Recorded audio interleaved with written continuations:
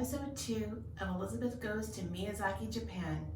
私について少し. A little about me.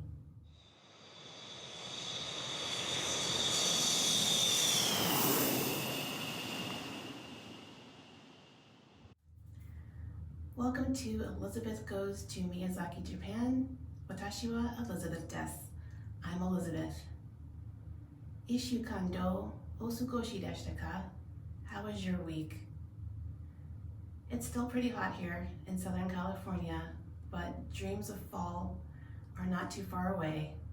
One can hope that it will cool down here eventually. But I do miss the Northeast and the changing colors of the trees and all of the fall-like activities. But do I miss the snow? No. I'm happy here with this warm weather, probably until December or January. So in today's show, 私について少し, a little about me. 今日私は何を作るでしょう? Today, what am I cooking? 出汁の取り方と卵焼きの作り方. So we're making dashi broth and a Japanese style omelet. And in our cultural segment, we'll be learning about undoukai, sports day. So let's start. あなたのことを聞かせてください。あなたのことを聞かせてください。あなたのことを聞かせてください。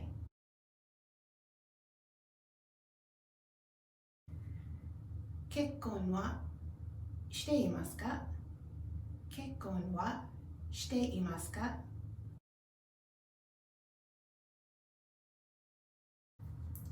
私には夫がいます。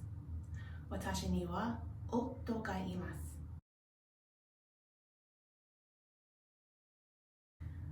子供はいますか? 子供はいますか? 子供はいますか?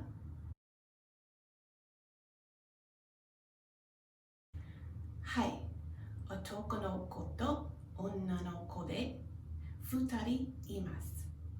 はい、男の子と女の子で2人います。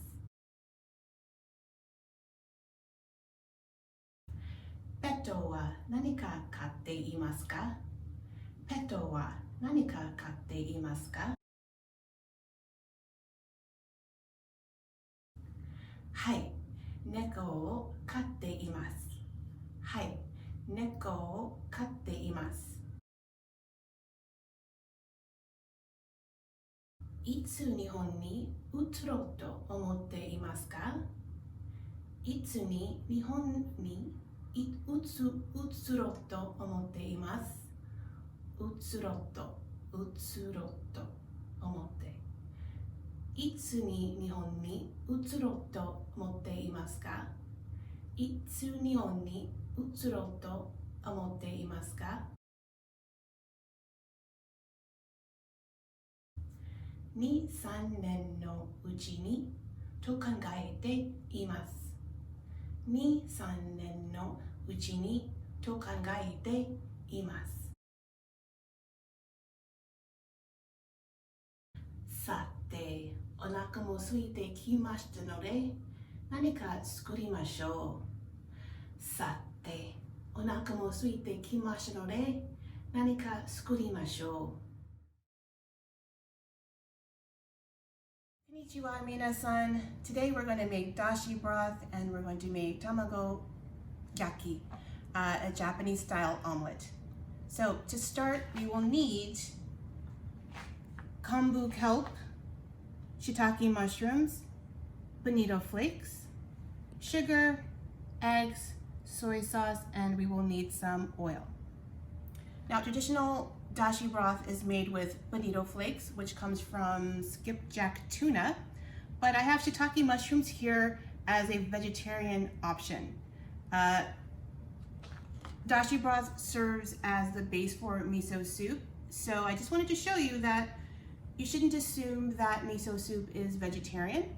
just because it has tofu and small pieces of seaweed in it. You should make sure with the restaurant that it is vegetarian. So to make that vegetarian broth, as I said, you use shiitake mushrooms, and you can find them at an Asian market. They usually come in a package like this. But if you are not able to find shiitake mushrooms, porcini work just as well. So because they're dried, you need to soak them overnight in cold water along with your kombu. So this is 2 cups of water with 1 large piece of shiitake and about ½ an ounce of the kombu kelp. And then after it soaks overnight, you bring it to a boil, turn it off, and once it reaches room temperature, you can use it in any kind of way that you need to. So to make the traditional dashi broth, as I said, we do use bonito flakes and kombu, but in this case, we are gonna start with our kombu first and add our bonito flakes later. All right, so we're gonna make our traditional dashi broth now. So we're gonna take our cold water, put it into our pot, and add our kombu. And I made a mistake earlier. The weight of the kombu that we're using in our recipe is actually 3 grams, which is a little less than 1/4 ounce. And that goes into our water as well.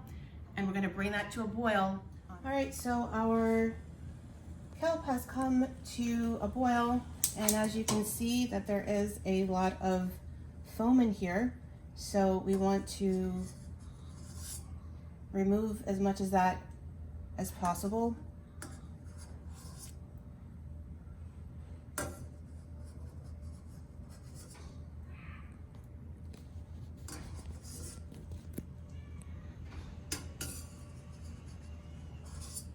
So we also want to remove our kombu as well.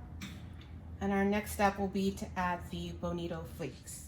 All right, so now that we've removed the kombu and taken away most of the foam, it's time to add our bonito flakes. So that goes right into the same pot. And then we return our liquid to a boil.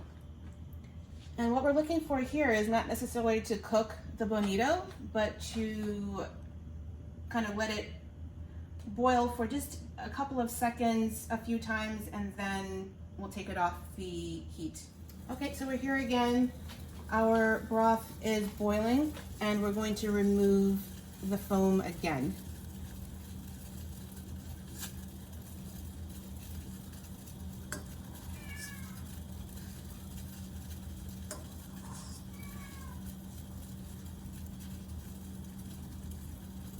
All right, that looks pretty good. I'm gonna turn off the heat.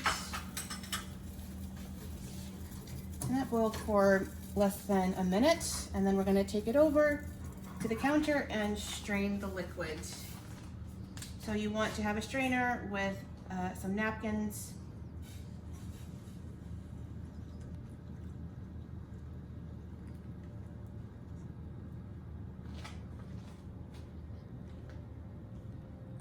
Like so.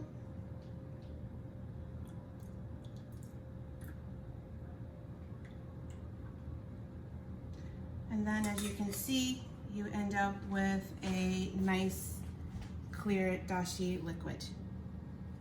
All right, so now that we have our dashi made, either you're using the traditional dashi or the vegetarian style, we are going to move on to our egg, our omelet.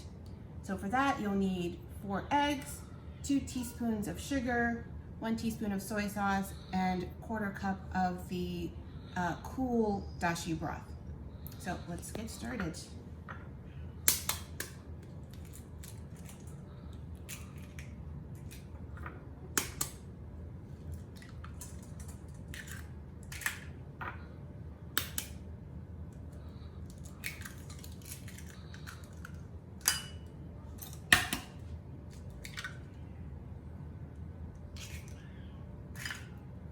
All right, so I just like to break up my egg a little bit first.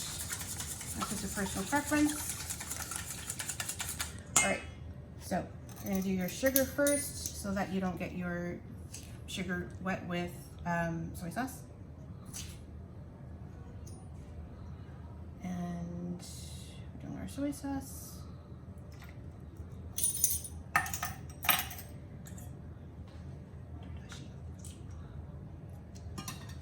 So you're going to whisk this until your sugar is dissolved. And this does make a good size omelet, probably good for 2 people. With a salad, maybe for brunch or for a nice lunch.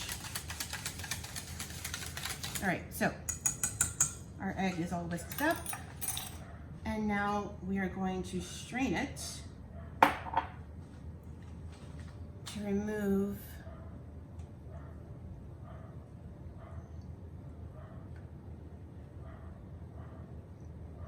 all of this foam.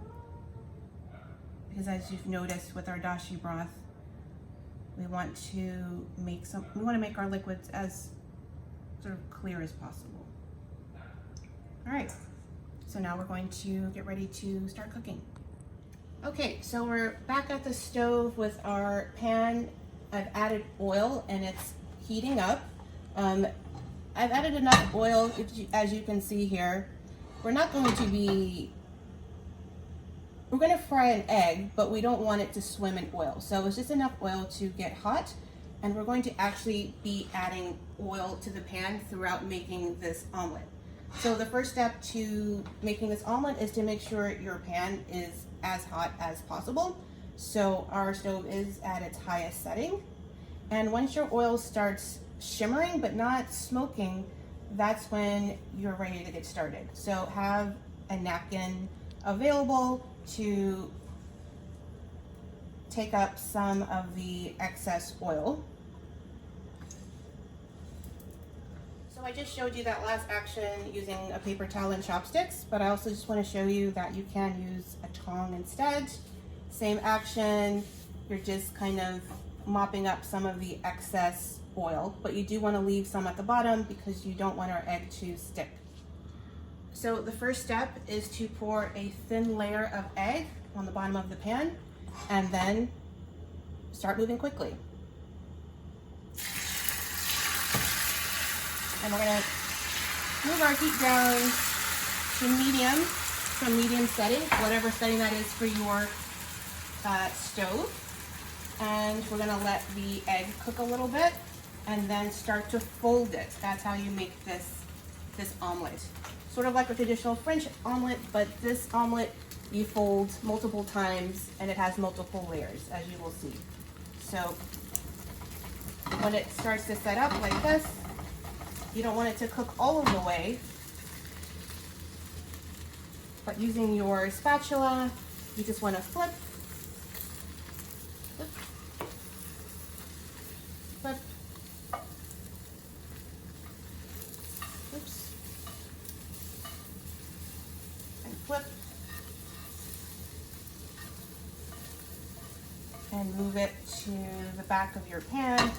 You don't usually want color, but I'm not an expert. I'm learning just like the rest of you. So you add more oil. All right, so your next layer, another thin layer, and you actually want to get it a little bit under your first egg. And you want to make it a little bit wider than I did, but you get the idea. This is traditionally made in a rectangular pan, which is a lot smaller than this one, and it's a little bit easier to do this.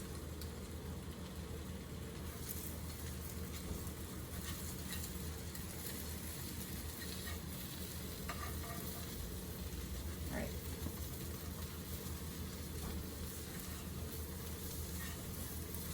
Okay. There we go.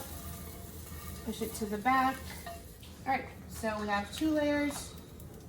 We're gonna make another. Oil in between. And you don't wanna skip this step. We're gonna add some more egg. that. So got my spatula, so get a little bit underneath your previous roll, just like that. Starts to set up. You can just kind of move it around a little bit, and then flip. Oops. Oops. Oh man. All right, it's not pretty. It's a sort of flip and shift action. But I have a few more years to work on this before we actually move. So I'm sure by the time we're ready to go to Japan, I will be an expert at making this tamagoyaki. So, final pour. Get a little bit underneath.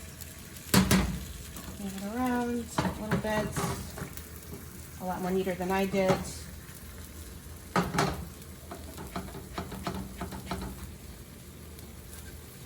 Someone who's a lot better at this than me would have made this really nice and tidy.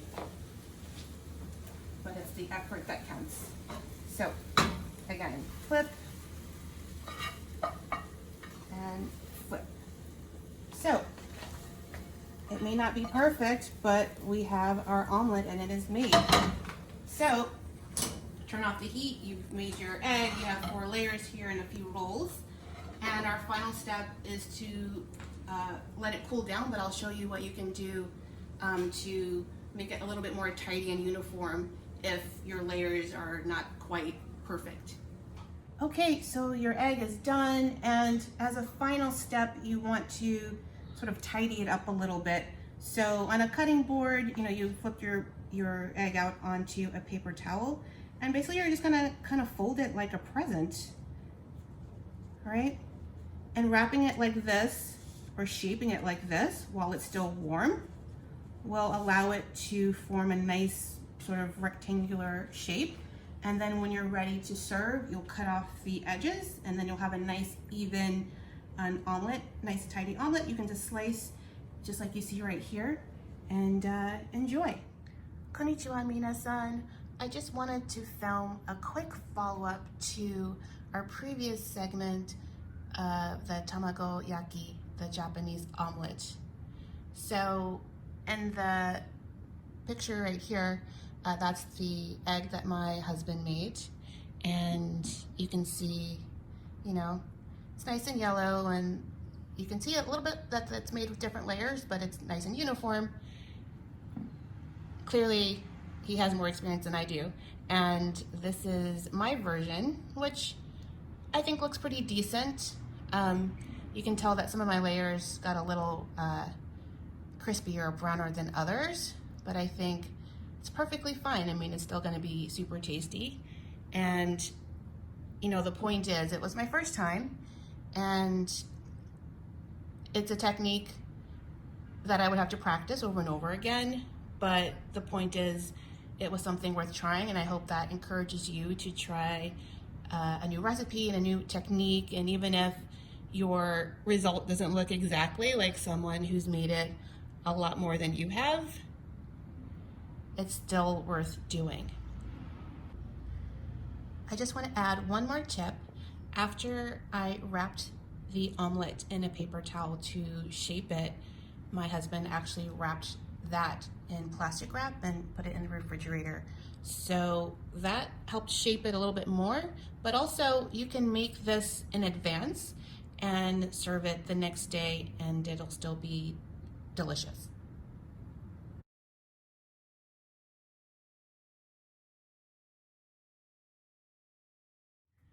For today's cultural note, undoukai, sports day. What is that?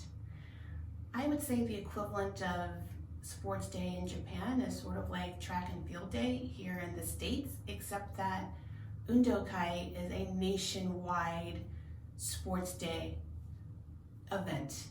So basically the whole school, including parents and locals, grandparents, teachers, everyone comes together on this day, usually on the second Monday in October, to gather and watch kids run around and show what they can do. So they're doing exercising, they're doing track and field type sports, tug of war, relay races, things like that. Lots of competition, but in typical Japanese fashion, as much as there is competition, the day is really about cooperation. And so everyone comes together on this day for the whole day. Everyone eats together. It's an outdoor activity, and it sounds like a lot of fun. And maybe one day my kids will get a chance to participate as well. And that's the show. I hope you enjoyed it. So, どうぞ今回の全内容を私たちのウェブサイトからチェックしてください。Please check our website for all of the content. That's where I post the show notes and all of the Japanese. 日本語のひらがな、カタカナ、漢字でも書いてあります。So that's where you find the hiragana, the katakana, the kanji. ご覧いただきありがとうございます。次回にまたお会いしましょう。Thank you for watching. See you next time, and please subscribe.